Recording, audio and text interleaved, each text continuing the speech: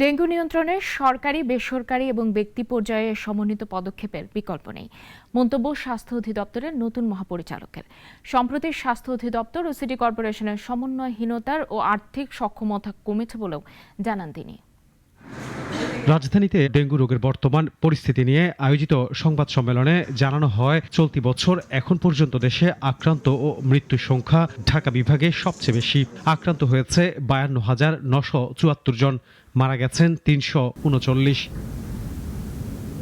ঢাকার বহুতল ভবনে সবচেয়ে বেশি এডিসের লার্ভা পাওয়া গেছে জানিয়ে স্বাস্থ্য অধিদপ্তরের মহাপরিচালক বলেন, ডেঙ্গু প্রতিরোধে জনসচেতনতার বিকল্প নেই। বেশিরভাগ মৃত্যুর কারণ হচ্ছে তারা দেরিতে আসতেছে।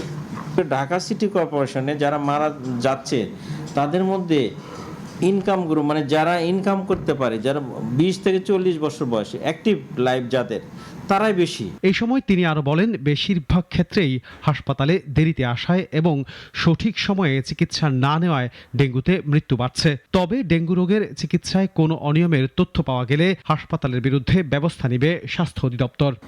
আমরা প্রচারণায় কিছুদিন পিছিয়ে ছিলাম, এটা স্বীকার করতে কোনো দ্বিধা নেই, কারণ আমাদের ওপি বন্ধ হয়ে গেছে। এটা অর্থনৈতিক যে বিষয়টা, এবং টিভি স্ক্রলও বন্ধ ছিল। এছাড়াও সংবাদ সম্মেলনে জানানো হয়, চলতি বছর এখন পর্যন্ত 67 জন চিকনগুনিয়া এবং জিকা ভাইরাসে 11 জন আক্রান্ত হয়েছে। আনোয়ার হোসেন, নাগরিক, Dhaka. Double million offer Walton fridge কিনে পেতে পারেন 20 লক্ষ টাকা, রয়েছে কোটি কোটি টাকার নিশ্চিত উপহার।